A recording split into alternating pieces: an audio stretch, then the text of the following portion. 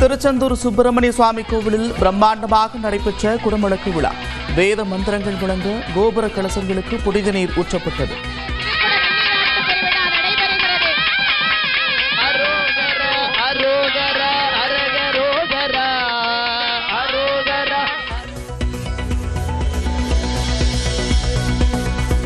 திருச்செந்தூர் கோவிலில் குடமுழக்கு முடிந்தவுடன் ட்ரோன்கள் மூலம் பக்தர்கள் மீது தெளிக்கப்பட்ட புனித நீர்.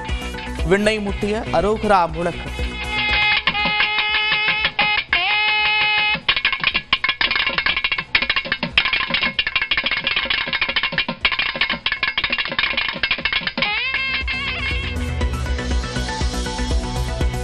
திருச்செந்தூர் கோவில் குடமுழக்கை காண குவிந்த லட்சக்கணக்கான பக்தர்கள். கோவிலின் அருகில் கூடிய கூட்டங்கள் தலையா கடல் அலையா என்று கேட்கும் அளவிற்கு இருக்கும் மக்கள் வெள்ளம்.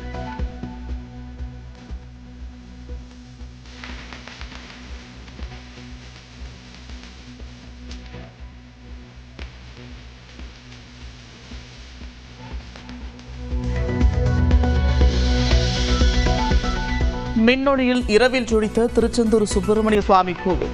மலர் அலங்காரத்தால் விழாக்கோலம் பூண்ட திருச்செந்தூர்.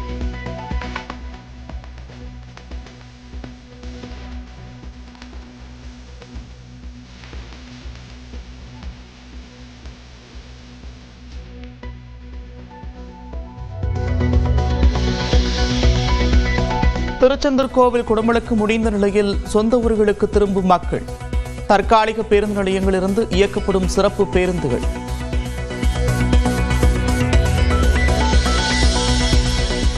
ஏழை மாணவர்களுக்கான பள்ளி கல்லூரி விடுதிகள் இனி சமூக நீதி விடுதிகள் என்று அழைக்கப்படும் என்று தமிழ்நாடு அரசு அறிவிப்பு.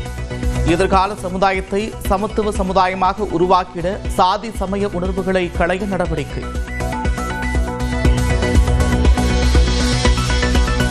மேட்டுப்பாளையம் வனபத்ரகாளியம்மன் கோவிலில் எடப்பாடி பழனிசாமி தரிசனம். தமிழ்நாடு முழுமைக்கான சுற்றுப்பயணத்தை இன்று மாலையில் தொடங்குகிறார்.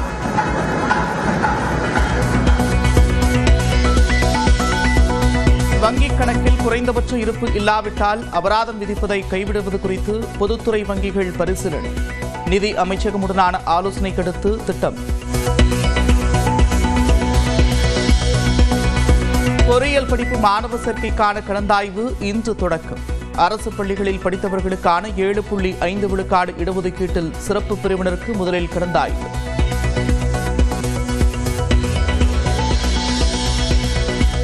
தமிழ்நாட்டில் இன்று அதிகபட்ச வெப்பநிலை 3 டிகிரி செல்சியஸ் வரை அதிகரிக்கக்கூடும் என்று வானிலை ஆய்வு மையம் கணிப்பு. சென்னையில் மிதமான மழைக்கு வாய்ப்பு என்றும் தகவல்.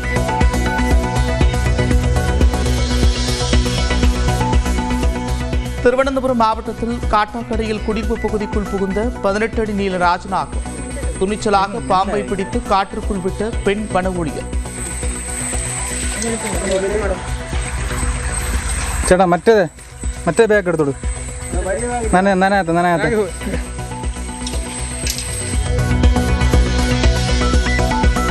கேரளாவின் ஆழப்புழாவில் வீட்டின் முன்பு நிறுத்தப்பட்டிருந்த காருக்கு தீ வைத்து எரித்தவர் கைது. சிசிடிவி காட்டிக் கொடுத்த நிலையில் முன்விரோதம் காரணமாக தீ வைத்ததாக வாக்குமூலம்.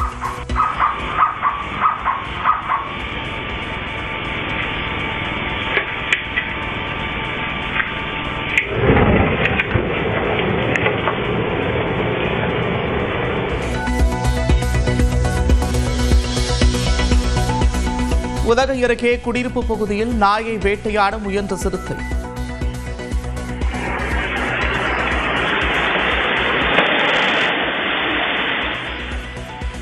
நாய் இடைவிடாமல் குறைத்ததால் ஏமாற்றத்துடன் திரும்பியது.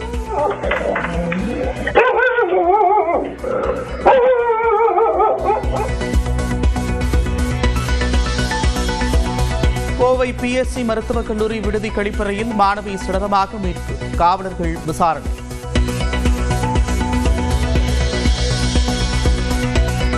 சொமேட்டோ சுகிக்கு போட்டியாக நாமக்கலில் ஆன்லைன் உணவு டெலிவரி ஆப்பை உருவாக்கிய ஹோட்டல் உரிமையாளர்கள் 50க்கும் மேற்பட்ட ஊழியர்களையும் நியமித்தனர்.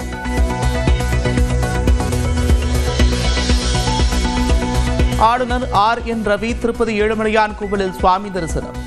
காலையில் VIP தரிசனத்தில் சென்று சுவாமி கும்பிட்டார்.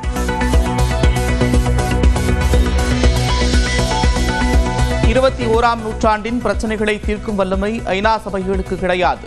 பிரிக்ஸ் மாநாட்டில் பிரதமர் நரேந்திர மோடி பேச்சு. அமெரிக்காவின் கொள்கைகளுக்கு எதிராக செயல்படும் நாடுகளுக்கு கூடுதலாக 10% வரி விதிக்கப்படும். அமெரிக்காவின் வரி விதிப்பு முறைக்கு பிரிக்ஸ் மாநாட்டில் கண்டனம் தெரிவிக்கப்பட்ட நிலையில் அதிபர் ட்ரம்ப் எச்சரிக்கை. இங்கிலாந்துக்கு எதிரான 2வது டெஸ்ட் போட்டியில் 336 ரன்கள் வித்தியாசத்தில் இந்தியா அபார வெற்றி.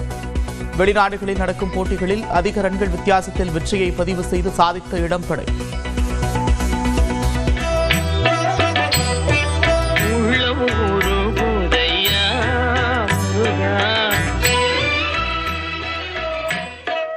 திருச்செந்தூர் முருகன் கோவிலில் 16 ஆண்டுகளுக்கு பிறகு குடமுழுக்கு விழா கோலாகலமாக நடைபெற்றது.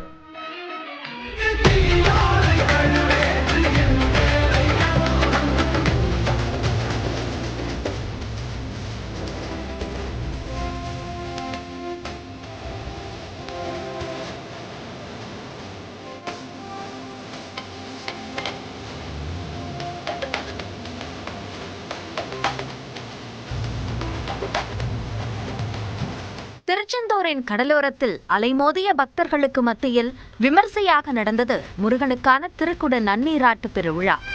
முருகப்பெருமானின் அறுபடை வீடுகளில் 2ஆம் படை வீடான திருச்செந்தூர் சுப்பிரமணிய சுவாமி கோயிலில் குடமுழுக்கையொட்டி கடந்த 1ஆம் தேதி முதல் யாகசாலை பூஜைகள் நடந்தன. இதனையொட்டி திருச்செந்தூர் சுப்பிரமணிய சுவாமி கோயில் மின்னொளியில் ஜொலித்தது.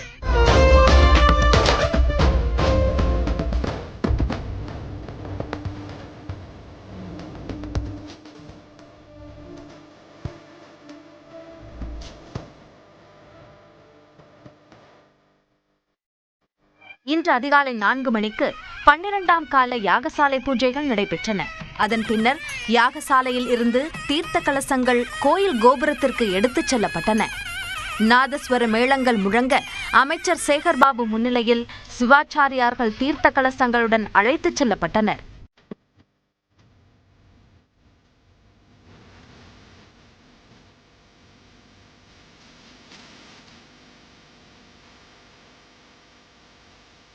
காலை 6:15 மணி அளவில் ராஜகோபுரத்தில் உள்ள 9 கலசங்களுக்கு ஆராதனை நடந்த பின் அவற்றின் மீது புனித நீர் ஊற்றப்பட்டு திருக்குட நன்னீராட்டு பெருவிழா நடத்தப்பட்டது.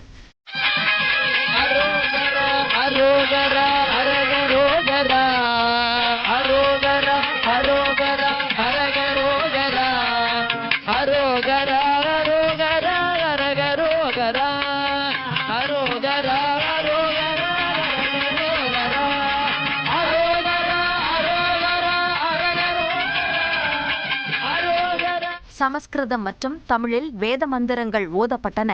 ஓதுவார்கள் தேவாரம், திருவாசகம், திருப்புகழ் உள்ளிட்ட பாடல்களை பாடினர்.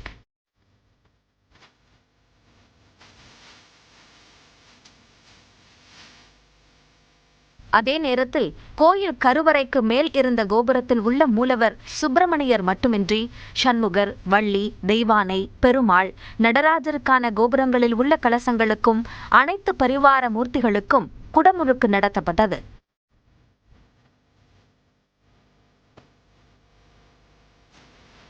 தொடர்ந்து 20 ட்ரோன்கள் மூலம் பக்தர்கள் மீது புனித நீர் தெளிக்கப்பட்டது.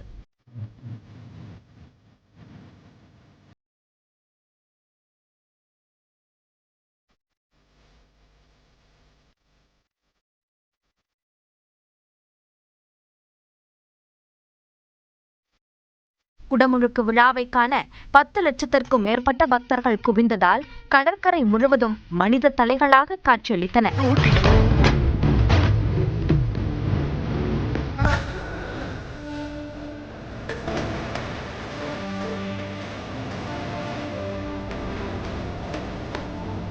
இந்த கும்பாபிஷேகத்துல இந்த மண்ணை மிதிச்சதை பெரும் பாக்கியமா நினைக்கிறேன். இந்த பாக்கியம், இந்த அருள் முருகன் எல்லாத்துக்கும் தரணும்னு நான் வேண்டிக்கிறேன். அரேஞ்ச்மெண்ட்ஸ்லாம் ரொம்ப சூப்பரா இருந்துச்சு. செக்யூரிட்டி பர்பஸ் எல்லாமே ரொம்ப சூப்பரா இருந்துச்சு. கடவுளோட அனுகிரகம் நல்லா இருந்துச்சு. ட்ரோன் மூலியமா எங்களுக்கு தீர்த்தம் செம்மையா இருந்துச்சு. ஒரு வைப் சூப்பரா இருந்துச்சு. எங்க திரும்பினாலும் மக்கள் கூட்டமாவே இருந்துச்சுங்க. இருந்தாலுமே எல்லாருமே சாமி கும்பிடுறதுக்கான எல்லா வசதியுமே பண்ணி இருந்தாங்க. போலீஸ்காரங்க எல்லாமே ஒத்துழைச்சாங்க. இந்த விழாவில் அமைச்சர் அனிதா ராதாகிருஷ்ணன், முன்னாள் மத்திய இணை அமைச்சர் பொன் ராதாகிருஷ்ணன், சிருங்கேரி சாரதா பீடாதிபதி விதுசேகர பாரதி, திருவாவடுதுறை மற்றும் தர்மபுரம் ஆதீனங்கள் கலந்து கொண்டனர். நகர் முழுவதும் அமைக்கப்பட்டிருந்த 70 பெரிய LED திரைகள் மூலம் குடமுழுக்கு விழாவை திரளானோர் கண்டுகளித்தனர். குடமுழுக்கு விழாவையொட்டி கோயில் வளாகத்தில் 6000 காவலர்கள் பாதுகாப்பு பணியில் ஈடுபடுத்தப்பட்டனர். அசம்பாவிதங்களை தடுக்க கடலில் தடுப்பு மிதவைகள் போடப்பட்டு தீயணைப்பு மற்றும் மீன்வளத்துறையினர் படகுகள் மூலமாக கண்காணிப்பு பணியில் ஈடுபட்டனர்.